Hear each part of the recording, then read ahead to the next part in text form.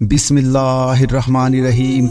دوستو، آخر وہ کون لوگ ہوں گے جو بغیر حساب کتاب کے جنت میں داخل ہوں گے؟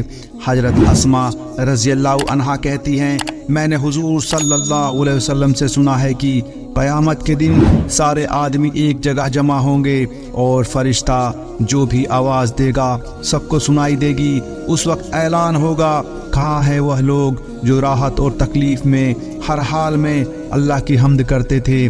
یہ سن کر ایک جماعت اٹھے گی اور بغیر حساب کتاب کے جنت میں داخل ہو جائے گی۔ پھر اعلان ہوگا، کہاں ہے وہ لوگ جو راتوں کو عبادت میں مشغول رہتے تھے اور ان کے پہلو بستروں سے دور رہتے تھے؟ پھر ایک جماعت اٹھے گی اور بغیر حساب کتاب کے جنت میں داخل ہو جائے گی۔ پھر اعلان ہوگا، کہاں ہے وہ لوگ جن کو تجارت اور خرید و فروخت اللہ کے ذکر سے غافل نہیں کرتی تھی؟ پھر ایک جماعت اٹھے گی اور بغیر حساب کتاب کے جنت میں داخل ہو جائے گی۔ ایک اور حدیث میں بھی یہی قصہ آیا ہے، اس میں یہ بھی ہے کہ اعلان ہوگا کہ آج محشر والے دیکھیں گے کہ کریم لوگ کون ہیں، اور اعلان ہوگا، کہاں ہے وہ لوگ جن کو تجارتی مشغولیاں اللہ کے ذکر اور نماز سے نہیں روکتی تھی؟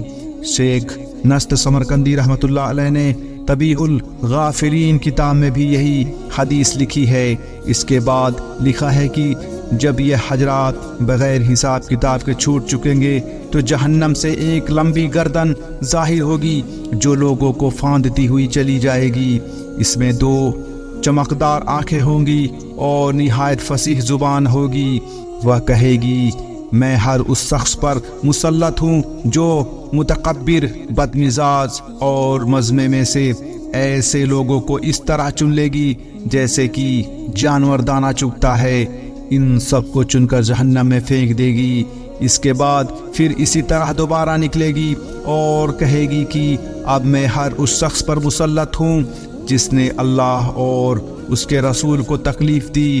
ان لوگوں کو بھی جماعت سے چن کر لے جائے گی۔ اس کے بعد تیسری بار پھر نکلے گی اور اس مرتبہ تصویر والوں کو چن کر لے جائے گی۔ اس کے بعد جب یہ تینوں قسم کے آدمی مجمع سے چھوٹ جائیں گے تو حساب کتاب شروع ہوگا۔ کہتے ہیں کہ پہلے زمانے میں شیطان آدمیوں کو نظر آ جاتا تھا۔ ایک صاحب نے شیطان سے کہا کہ کوئی ترکیب ایسی بتا کہ میں بھی تجھ جیسا ہو جاؤں۔ شیطان نے کہا کہ ایسی فرمائش تو آج تک مجھ سے کسی نے بھی نہیں کی، تجھے اس کی کیا ضرورت پیش آئی؟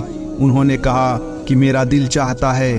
شیطان نے کہا، اس کی ترکیب یہ ہے کہ نماز میں سستی کر اور قسمیں کھانے میں ذرا بھی پرواہ نہ کر، جھوٹی سچی ہر طرح کی قسمیں کھایا کر۔ ان صاحب نے کہا کہ میں اللہ سے عہد کرتا ہوں کہ کبھی نماز نہ چھوڑوں گا اور کبھی قسم نہ کھاؤں گا۔ شیطان نے کہا کہ تیرے سوا مجھ سے چال کے ساتھ کسی نے کچھ نہیں لیا، میں نے بھی عہد کر لیا کہ آدمی کو کبھی نصیحت نہیں کروں گا۔ حضرت ابی فرماتے ہیں کہ حضور صلی اللہ علیہ وسلم نے ارشاد فرمایا، اس امت کو بلندی و عزت اور دین کے فروغ کی بشارت دو، لیکن دین کے کسی کام کو جو شخص دنیا کے واسطے کرے آخرت میں اس کا کوئی حصہ نہیں۔ ایک حدیث میں آیا ہے، حضور صلی اللہ علیہ وسلم ارشاد فرماتے ہیں کہ میں نے حق تعالی شانہ کی بہترین صورت میں زیارت کی۔ مجھ سے ارشاد ہوا کہ محمد صلی اللہ علیہ وسلم ملائے اعلیٰ والے یعنی فرشتے کس چیز سے جھگڑ رہے ہیں؟ میں نے عرض کیا، مجھے تو علم نہیں۔ تو حق تعالی شانہ نے اپنے دست مبارک میرے سینے پر رکھ دیا، جس کی ٹھنڈک سینے کے اندر تک محسوس ہوئی، اور اس کی برکت سے تمام عالم مجھ پر مکشف ہو گیا۔ پھر مجھ سے ارشاد فرمایا، اب بتاؤ فرشتے کس چیز سے جھگڑ رہے ہیں؟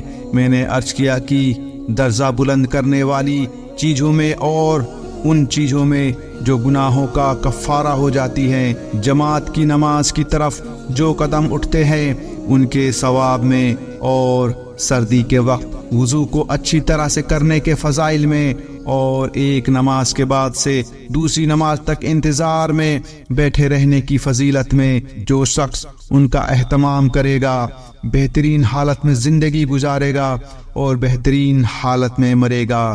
آمین۔ اللہ ہمیں جب بلائے جب اللہ ہم سے راضی ہو۔ دوستو، اسی طرح کے اسلامک ویڈیو کے لیے ہمارے چینل کو سبسکرائب کریں۔ شکریہ۔